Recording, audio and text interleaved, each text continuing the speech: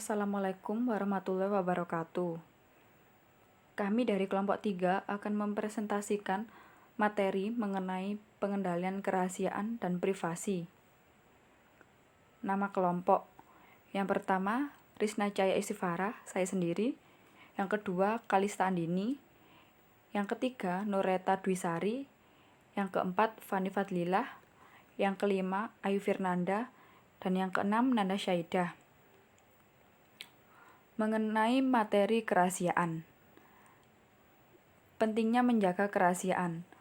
Organisasi memiliki informasi sensitif yang tak terhitung, termasuk rencana strategi, rahasia dagang, informasi biaya, dokumen legal, dan peningkatan proses lainnya. Kekayaan intelektual ini seringkali sangat penting sebagai keunggulan kompetitif dan kesuksesan jangka panjang organisasi.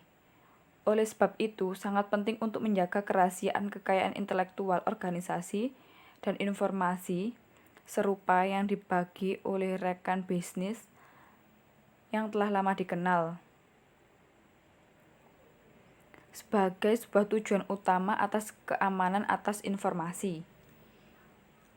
4 tindakan dasar yang harus dilakukan untuk menjaga kerahasiaan dan informasi sensitif.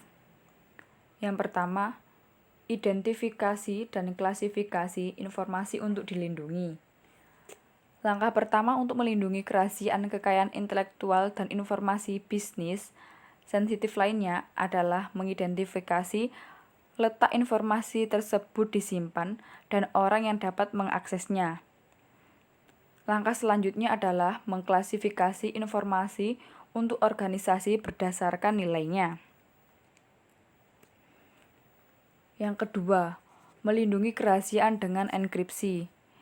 Enkripsi adalah sebuah pengendalian yang fundamental untuk melindungi privasi informasi pribadi yang dikumpulkan oleh organisasi. Informasi tersebut perlu dienkripsi baik saat ia sedang dalam mengirim melalui internet maupun saat ia telah menyimpan, tentu saja dengan waktu yang telah ditentukan, baik saat pengiriman maupun penyimpanan.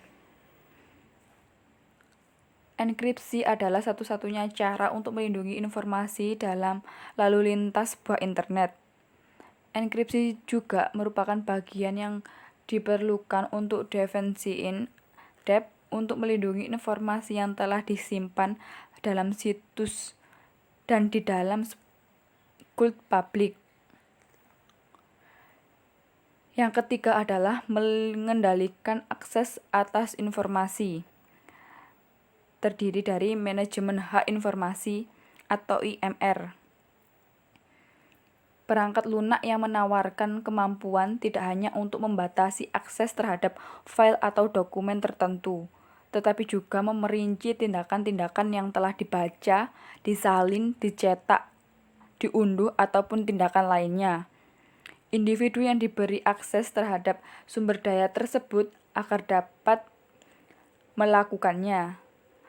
Beberapa perangkat lunak IMR bahkan memiliki kemampuan untuk membatasi keistimewaan akses untuk periode waktu tertentu dan menghapus file yang telah dilindungi dari jarak jauh. Kemudian ada pencegahan kehilangan data. Perangkat lunak yang bekerja seperti program antivirus secara terbalik mengeblok pesan-pesan keluar baik secara email ataupun sejenisnya yang mengandung kata-kata atau frasa-frasa kunci yang berkaitan dengan kekayaan intelektual atau data sensitif lainnya yang ingin dilindungi oleh organisasi. Yang selanjutnya ada watermark digital. Kode adalah kode yang terletak dalam dokumen untuk memungkinkan sebuah organisasi untuk mengidentifikasi informasi rahasia yang telah diungkapkan. Kemudian yang keempat ada tindakan pelatihan. Pelatihan adalah pengendalian yang paling penting untuk melindungi kerahasiaan. Karena para pegawai perlu mengetahui jenis informasi yang dapat mereka bagikan dengan orang lain dan jenis informasi yang perlu mereka lindungi. Sebagai contoh, para pegawai seringkali tidak menyadari pentingnya informasi yang mereka miliki, seperti langkah-langkah menghemat waktu dan fitur-fitur tak terdokumentasi yang mereka temukan ketika menggunakan program perangkat lunak tersebut. Oleh karena itu, penting bagi manajemen untuk menginformasikan kepada para pegawainya yang akan menghadiri kursus-kursus pelatihan eksternal, acara dagang, atau konferensi lainnya. Apakah mereka dapat mendiskusikan informasi tersebut atau apakah informasi tersebut harus dilindungi karena ia menyediakan keunggulan penghematan biaya atau meningkatkan kualitas perusahaan terhadap perusahaan pesaingnya. Kemudian, privasi. Privasi sangat erat kaitannya dengan prinsip kerahasiaan. Perbedaan utamanya yaitu ia lebih fokus pada perlindungan informasi pribadi mengenai data diri pelanggan, pegawai, pemasok, atau rekan bisnis daripada data keorganisasiannya. Dengan itu, perlu dilakukan pengendalian privasi, misalnya dengan menggunakan data masking. Data masking adalah sebuah program yang melindungi privasi dengan mengganti informasi pribadi dengan nilai-nilai palsu. Saya Kalista Andini Sela Pramesti akan melanjutkan materi yaitu tentang permasalahan privasi. Spam. Spam adalah email yang tidak diinginkan yang mengandung baik periklanan maupun konten serangan. Organisasi harus mengikuti panduan Controlling the Assault of Non-Solicited Pornography and Marketing atau CAM-SPAM atau risiko sanksinya. Ketentuan utamanya meliputi yang pertama, identitas pengirim harus ditampilkan dengan jelas di header pesan. 2. File subject pada header harus mengidentifikasi dengan jelas pesan sebagai contoh periklanan atau permintaan. 3. Bagian isi pesan harus menyediakan penerima dengan sebuah tautan aktif yang dapat digunakan untuk memilih keluar dari email di masa depan. 4. Bagian isi pesan harus menyertakan alamat pos pengirim yang valid. Dan yang terakhir, organisasi tidak boleh mengirim email komersial ke alamat-alamat yang diperoleh secara acak dan tidak boleh membuat situs yang didesain untuk mengambil alamat email dari calon pelanggan. Pencurian identitas. Pencurian identitas atau identity theft adalah mengasumsikan identitas seseorang yang biasanya untuk keuntungan ekonomi. Regulasi privasi dan prinsip-prinsip privasi yang diterima secara umum atau Generally Accepted Privacy Principles GAAP. 10 praktik untuk melindungi privasi informasi pribadi para pelanggan. 1. Manajemen. Organisasi perlu membuat satu set prosedur dan kebijakan untuk melindungi privasi informasi pribadi yang mereka kumpulkan dari para pelanggan. Begitu pula dengan informasi tentang pelanggan mereka yang diperoleh dari pihak ketiga, seperti biro kredit. 2. Pemberitahuan. Organisasi harus memberikan pemberitahuan tentang kebijakan dan praktik privasinya pada saat atau sebelum organisasi tersebut mengumpulkan informasi pribadi dari para pelanggan atau sesegera sesudahnya. 3. Pilihan dan persetujuan. Organisasi harus menjelaskan pilihan-pilihan yang disediakan kepada para individu serta mendapatkan persetujuannya sebelum mengumpulkan dan menggunakan informasi pribadi mereka. 4. Pengumpulan. Organisasi hanya boleh mengumpulkan informasi yang diperlukan untuk memenuhi tujuan yang dinyatakan dalam kebijakan privasinya. Cookie adalah sebuah file teks yang diciptakan oleh sebuah situs web dan disimpan dalam hard drive pengunjung. Cookie menyimpan informasi mengenai siapa pengguna tersebut dan tindakan yang telah dilakukan pengguna di situs tersebut. 5. Penggunaan dan retensi. Organisasi harus menggunakan informasi pribadi para pelanggan hanya dengan cara yang dideskripsikan pada kebijakan privasi yang dinyatakan dan menyimpan informasi tersebut hanya selama informasi tersebut diperlukan untuk memenuhi tujuan bisnis yang sah. Selanjutnya akan disampaikan oleh teman saya. Nama saya Nureta Dwi Sari.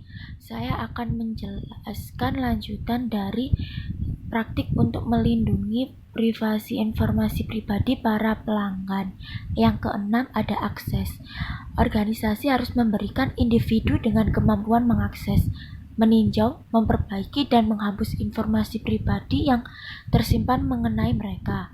Yang ketujuh, ada pengungkapan kepada pihak ketiga. Organisasi harus mengungkapkan informasi pribadi pelanggannya hanya untuk situasi dan cara yang sesuai dengan kebijakan privasi organisasi, serta hanya kepada pihak ketiga yang menyediakan tingkatan perlindungan privasi yang sama, sebagaimana organisasi sebelumnya yang mengumpulkan informasi tersebut. Yang kedelapan, ada keamanan. Organisasi harus mengambil langkah-langkah rasional untuk melindungi informasi pribadi para pelanggannya dari kehilangan atau pengungkapan yang tak terotorisasi. Yang kesembilan, ada kualitas. Organisasi harus menjaga integritas informasi pribadi pelanggannya dan menggunakan prosedur yang memastikan informasi tersebut akurat secara wajar. Yang ke-10, pengawasan dan penegakan. Organisasi harus menugaskan satu pegawai atau lebih guna bertanggung jawab untuk memastikan kepatuhan terhadap kebijakan informasi yang dinyatakan. Kemudian, yang ketiga ada enkripsi. Enkripsi adalah sebuah pengendalian preventif yang dapat digunakan untuk melindungi baik kerahasiaan maupun privasi. Enkripsi melindungi data saat sedang berjalan melalui internet dan juga menyediakan sebuah tembok batas terakhir yang harus dilalui oleh seorang penyusup yang telah mendapatkan akses tak terotorisasi atau informasi yang disimpan. Seperti yang ditunjukkan pada figur 9.2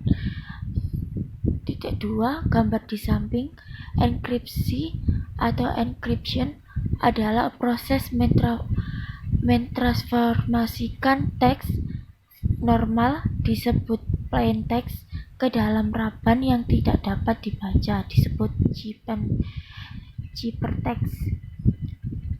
Plain text adalah teks normal yang belum dienkripsi. Kemudian untuk ciphertext adalah plain text yang diubah menjadi raban yang tidak dapat dibaca menggunakan enkripsi. Dekripsi adalah membalik proses ini, mengubah ciphertext kembali menjadi plain text. Gambar di samping menunjukkan bahwa baik enkripsi maupun dekripsi melibatkan penggunaan sebuah kunci dan algoritma komputer mempresentasikan baik plain text maupun ciphertext sebagai sebuah sesi bilangan biner 0 dan 1. Kunci enkripsi dan dekripsi juga merupakan rangkaian bilangan biner. Sebagai contoh, sebuah kunci 256 bit terdiri atas sebuah rangkaian 256, 0 dan 1. Warahmatullahi wabarakatuh. Saya Fani Fadlila akan melanjutkan materi berikutnya part 2. Algoritma adalah formula yang menggunakan kunci untuk mengubah plain text menjadi ciphertext atau enkripsi, atau ciphertext kembali kepada plain text atau deskripsi. Kebanyakan dokumen tidak lebih panjang dari kunci, sehingga proses enkripsi dimulai dengan membagi plain text ke dalam blok-blok. Masing-masing blok panjangnya sama dengan kunci. Kemudian algoritma diaplikasikan ke kunci dan masing-masing blok plain text. Sebagai contoh, jika sebuah kunci 512 bit digunakan, komputer terlebih dahulu akan membagi dokumen atau file ke dalam blok-blok sepanjang 512 bit dan kemudian mengombinasikan setiap blok dengan kunci dengan cara yang dikhususkan oleh algoritma. Hasilnya adalah versi ciphertext dokumen atau file. Ukurannya sama dengan aslinya. Untuk mereproduksi dokumen asli, komputer terlebih dahulu membagi ciphertext ke dalam blok-blok 512 bit dan kemudian mengaplikasikan kunci deskripsi ke masing-masing blok. Faktor-faktor yang memengaruhi kekuatan enkripsi. Yang pertama, panjang kunci. Kunci yang lebih panjang memberikan enkripsi yang lebih kuat dengan mengurangi jumlah blok-blok berulang pada ciphertext. Yang kedua, algoritma enkripsi. Jenis algoritma yang digunakan untuk mengombinasikan kunci dan plain text adalah sangat penting. Yang ketiga, kebijakan untuk mengelola kunci kriptografi.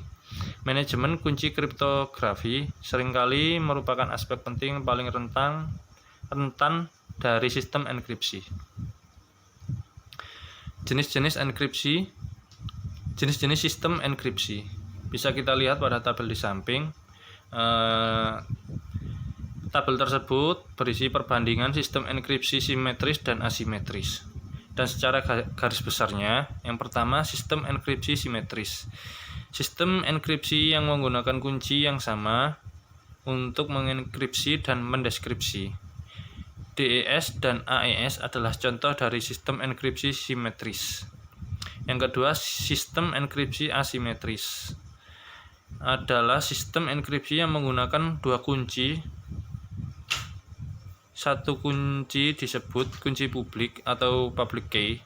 Kunci ini didistribusikan secara luas dan tersedia bagi siapapun. Kunci lainnya disebut kunci private atau private key. Kunci ini dirahasiakan dan diketahui hanya oleh pemilik dari sepasang kunci publik dan private. Keduanya dapat mengenkripsi, tetapi hanya kunci pencocokan lainnya yang dapat mendeskripsi. Sekian, materi selanjutnya akan dipresentasikan oleh teman saya, Ayu Fernanda.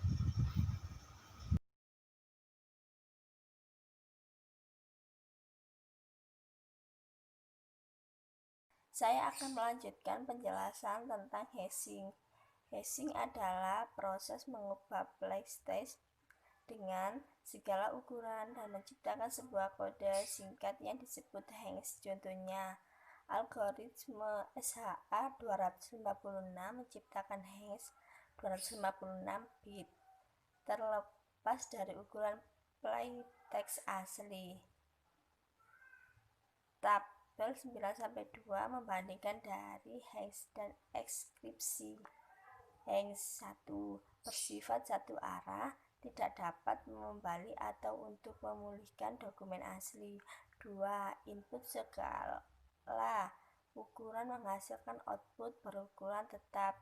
Sebagai contoh, algoritma hash SHA 256 menghasilkan hash 256 bit untuk masing-masing. 1. Dokumen dengan satu kalimat. 2. Dokumen dengan satu halaman. 3. Dokumen dengan 10 halaman. Enkripsi. 1. Dapat dibalikkan, dapat mendeskripsikan kembali ke plain text. 2. Ukuran output kira-kira sama dengan ukuran input. Contohnya, 1 dokumen dengan satu kalimat menjadi sebuah dokumen terinskripsi dengan satu halaman. 2. Dokumen dengan satu halaman menjadi sebuah dokumen terinskripsi dengan 1 halaman. 3 halaman dengan 10 halaman menjadi sebuah dokumen terenkripsi dengan 10 halaman. Ada langkah-langkah. Yang pertama, membuat dokumen menggunakan sebuah algoritma hash untuk menghasilkan sebuah hash dari dokumen asli. 2. Membuat dokumen menggunakan kunci privatnya untuk mengenkripsikan hash yang dibuat pada langkah 1. Yang ketiga, hash yang terenkripsi merupakan sebuah tanda tangan yang terikat secara legal atau hukum. Pengertian tanda tangan digital. Sebuah hash yang dienkripsi dengan kunci privat memiliki sebuah hash tanda tangan digital. Pokok penting untuk transaksi bisnis selalu non-repudiation atau bagaimana cara agar menciptakan persetujuan yang terkait secara hukum yang tidak dapat ditolak secara unilateral oleh kedua pihak. Secara tradisional, hal tersebut telah dilakukan melalui penandatanganan kontrak dan dokumen lain secara fisik. Namun saat ini masih banyak transaksi bisnis yang terjadi secara digital dengan menggunakan internet. Penggunaan tanda tangan digital. 1. Sebuah dokumen bisnis, misalnya pesanan pembelian. 2. Tanda tangan digital A atas dokumen bisnis tersebut. Yang ketiga, nama dari algoritma hash yang digunakan untuk menciptakan tanda tangan digital. A. Menerima paket informasi dari B. Mendapatkan kunci publik A dan menggunakannya untuk mendeskripsikan tanda tangan digital A. Kalau yang B, menggunakan algoritma hash yang dispesifikasikan oleh A untuk menciptakan sebuah hash dokumen bisnis yang diterima dari A. Hash yang dihasilkan oleh A dari salinan dokumen milik B. Hash yang dihasilkan dari salinan dokumen milik B. Ada 2 contoh, hash cocok dan hash tidak cocok. Hash cocok dibedakan menjadi 3, yaitu 1. Kedua salin identik. 2. A harus memiliki menciptakan dokumen. Kebalikannya, mendeskripsikan tanda tangan digital tidak akan menghasilkan sebuah hash yang dapat dibaca. 3. B dapat menindaklanjuti dokumen, yakni bahwa A tidak dapat mengingkari permintaan transaksi. Hash tidak cocok dibedakan menjadi 2, yaitu yang pertama, salin dokumen milik B tidak cocok dengan milik A karena A mungkin tidak membuat atau B. Pesan tersebut kacau dalam transaksi. 2. B sebaliknya tidak menindaklanjuti dokumen tetapi mungkin dapat meminta A untuk mengirim kembali. Saya Nanda Sayyidah akan melanjutkan materi berikutnya tentang sertifikat digital dan infrastruktur kunci publik. Sertifikat digital adalah sebuah dokumen elektronik yang mengandung kunci publik milik entitas dan menerangkan identitas pemilik kunci publik tersebut. Oleh karena itu, fungsi sertifikat digital seperti ekuivalen digital dari SIM atau paspor. Seperti paspor dan SIM yang diterbitkan oleh pihak independen yang terpercaya atau pemerintah dan menggunakan mekanisme hologram serta watermark untuk membuktikan keasliannya. Sertifikat digital diterbitkan oleh sebuah organisasi yang disebut dengan otoritas sertifikat yang menerbitkan kunci publik dan private serta mencatat kunci publik di dalam sertifikat digital. Sistem untuk menerbitkan sepasang kunci publik dan private serta sertifikat digital terkait disebut infrastruktur kunci publik atau biasa disebut PKI. Seluruh sistem PKI berkaitan dengan pinjaman otoritas sertifikat yang menerbitkan kunci dan sertifikat. Terdapat beberapa tingkatan sertifikat digital, antara lain sertifikat digital termurah dan paling tidak terpercaya. Mungkin hanya melibatkan verifikasi alamat email si peminta. Sertifikat yang paling mahal mungkin mensyaratkan verifikasi identitas si peminta melalui penggunaan laporan kredit dan pengembalian pajak.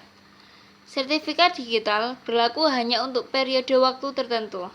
Oleh karenanya, kriteria kedua yang paling penting untuk menilai keandalan sebuah otoritas sertifikat adalah prosedur-prosedur yang dilakukannya untuk memperbarui sertifikat dan menarik sertifikat digital yang kadaluarsa. Virtual Private Network atau VPN.